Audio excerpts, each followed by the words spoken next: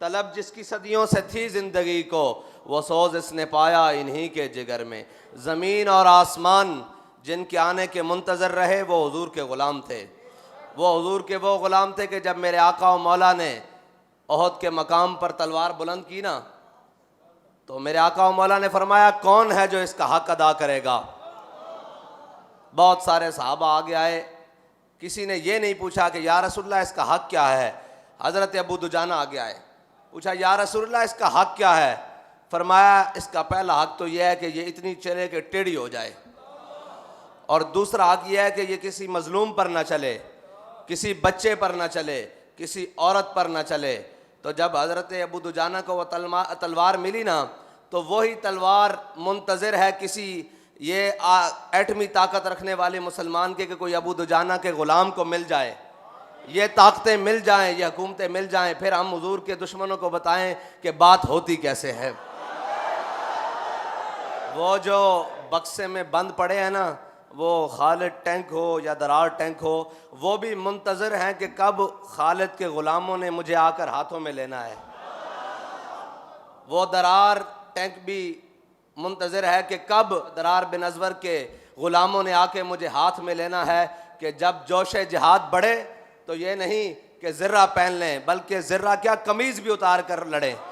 हज़रत दरार बिन अज़वर की ये शान है। आप जब जोश जिहाद में ज़्यादा जज्बे में आते थे ना, तो पता है ना आपको जिहाद के अंदर ज़र्रा पहनी जाती है अपनी हिफाजत के लिए, लेकिन हज़रत दरार बिन अज़वर तो ऊपर से कमीज़ भी उतार देते थे शहादत के नशे में। तो रूमी कहते थे भाई ये इंसान नहीं है, ये कोई और मखलूक है जो हमसे लड़ने के लिए आ गया। लोग तो ज़रा बख्तर बंद होकर और ज़रा बंद होकर हमारे खिलाफ आते हैं, ये तो बरहना होकर हमारे खिलाफ लड़ने आता है। इन्हीं के लिए तो इकबाल ने कहा था, ज़मीन और आसमान मुंतज़र रहे कि वो हुजूर के ग़ुलाम कब आएंगे जो 60,000 के लश्कर में 60 दाखिल हो जाएंगे। तो हज़रत अबू दुजाना ने जब वो हुजूर से तलवार ली ना, तो फिर ये नहीं कहा कि या रसूलल्लाह मैं आपके दुश्मनों के साथ बड़ी हल्की बात करूँगा, आपके दुश्मनों के साथ बड़ी रवादारी से पेश आऊँगा, आपके दुश्मनों के साथ बड़े मोहब्बत और इखलाक से पेश आऊँगा। फरमाया नहीं, जब हुजूर से तलवार ली तो ऐसे पहलवानों की तरह चले। बाबा जी फरमाते थे पहलवानों की तरह चले। आज भी उस अंदाज की ज़रूरत है उम्मत मुस्लिमा को। कोई हज़रत अबू दुजाना के ग़ुलाम की ज़रूरत है जो आलम कुफ्र के सामने ऐसे पहलवाना चाल चल के बताए कि हुजूर के ग़ुलाम सारी बातें बर्दाश्त कर सकते हैं, अपने आका और मौला की इज़्ज़त पर एक हर्फ बर्दाश्त नहीं कर सकते। लेकिन क्या कहें, हमें रंगीले मिल गए, हमें रंग बरंगे मिल गए।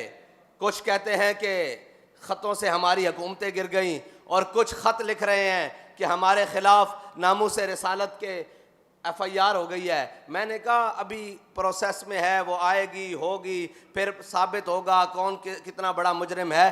तुमने तो हम पर गोलियां बरसाई हैं, हमने तो किसी बैनुल अक़वामी ताकत को, किसी गैर मुल्की ताकत को आवाज़ नहीं दी।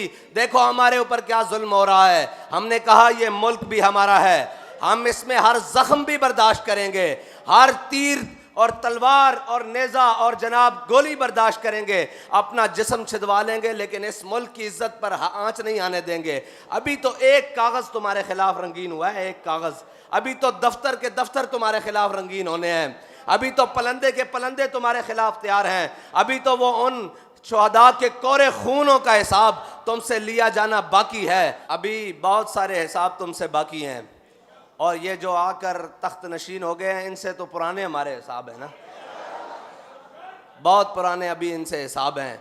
और इनको आते साथ हुजूर के दुश्मनों के साथ काम करने की दिलचस्पी है। मैंने कहा अभी मैदान लगेगा, तुम्हें बताएंगे कि कौन किसका साथ है। लेकिन अगर कौम ने कोई दम खम हुआ तो, अगर कौम ने हुजूर की ग़ुलामी का दम भरा तो, अगर कौम ने इन सब अग़यार के दामन छुड़ाकर हुजूर का दामन पकड़ने की तहैया कर लिया तो मुमकिन है। वरना यही होता रहेगा, कोई बल्ला आया, कोई तीर आया, कोई शेर आया, यही होता रहेगा। लेकिन अगर कौम ने ये फैसला कर लिया कि ना अब बल्ला आया ना अब तीर आया, अब मोहम्मद अरबी सल्लल्लाहु अलैहि वसल्लम का दीन आया, तो फिर याद रखना अल्लाह ताला कभी इखलास के साथ की हुई मेहनत को रायगा नहीं जाने देता।